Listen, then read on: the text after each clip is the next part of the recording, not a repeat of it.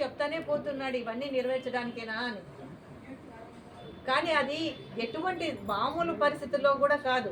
Corona కాలంలో కూడా 2 ఏళ్ళు కరోనా వచ్చి అసలు వేరే వాళ్ళు వేరే రాష్ట్రాల్లో ఎవరు మామూలుగా చేసే పనులు కూడా చేయకుండా ఉంటే ఈయన ఇంత చెప్పిన భరోసా చెప్పిన ఇదంతా అంటే వాగ్దానాలు అన్నీ ప్రతిదీ నెరవేర్చినాడు.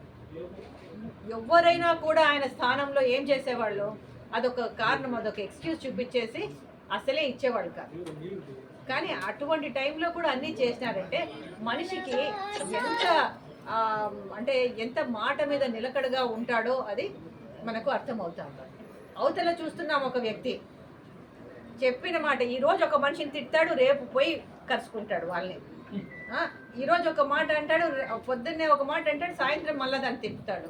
నిన్న అంతకు ముందు మనల్ని ఏమో అట్లట్లా వృధా చేస్తున్నాడు, డబ్బులు వీళ్ళకి ఇచ్చాడు, ఈరోజు అంటాడు నేను అంతకంటే ఎక్కువ ఇస్తానంటాడు. మరి అది వేస్ట్ అయితే మరి నువ్వెందుకు ఇస్తున్నావు? అది కొంచెం ఆలోచించాల్సిన విషయం.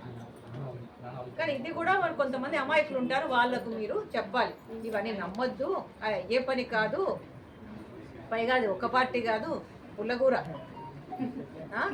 రేపు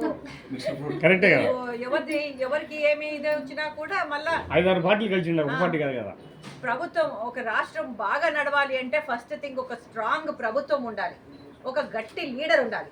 అక్కడ ఎవరు లీడరు? అందరూ సీఎంలే.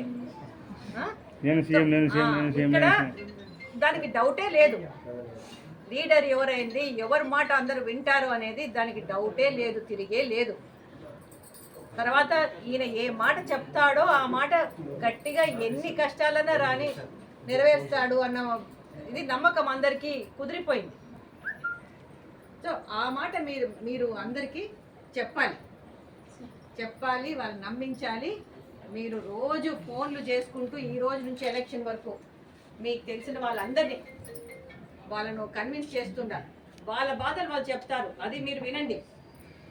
ప్రతి ఒక్కరికి ఏదో ఉంటుంది, అయ్యో నేను ఆ రోజు అది పెట్టి ఉంటే నాకు రాలేదు. అదే అందరికీ అన్నీ జరగాలంటే ఎక్కడ సాధ్యం కాదు. మాకు కొన్ని పొరపాట్లు జరుగుతాయి, అవి ఈసారి సర్దిద్దుతాము, రాసుకుంటున్నాము, ఈసారి మన ప్రభుత్వం రాని చేస్తాము అని చెప్పండి, చేస్తాం కూడా.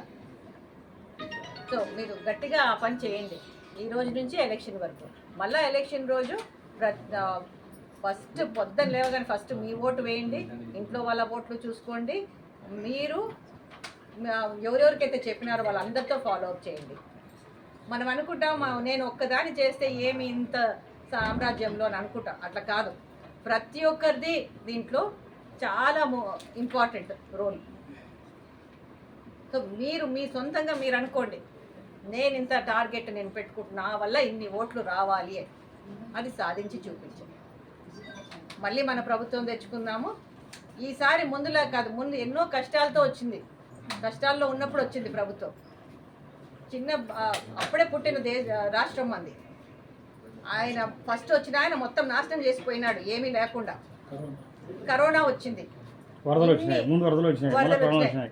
ఇంత ఉండి కూడా ఇంత బ్రహ్మాండంగా చేసినాడంటే ఇప్పుడు అంతా బాగుంది, ఇంకా మనకు తిరిగే లేదనమాట. సో ఆలోచించండి, మన అందరి భవిష్యత్తు, మీరు పిల్లలు మీకు మంచి భవిష్యత్తు ఉంటుంది. ఇప్పుడు ఫ్యాక్టరీస్ వస్తున్నాయి, పోర్ట్స్ వస్తున్నాయి, ఎయిర్పోర్ట్స్ వస్తున్నాయి, మెడికల్ కాలేజెస్, ఇంకా విపరీతమైన డెవలప్మెంట్. సో ఖచ్చితంగా అందరూ గట్టిగా చేయండి అమ్మా.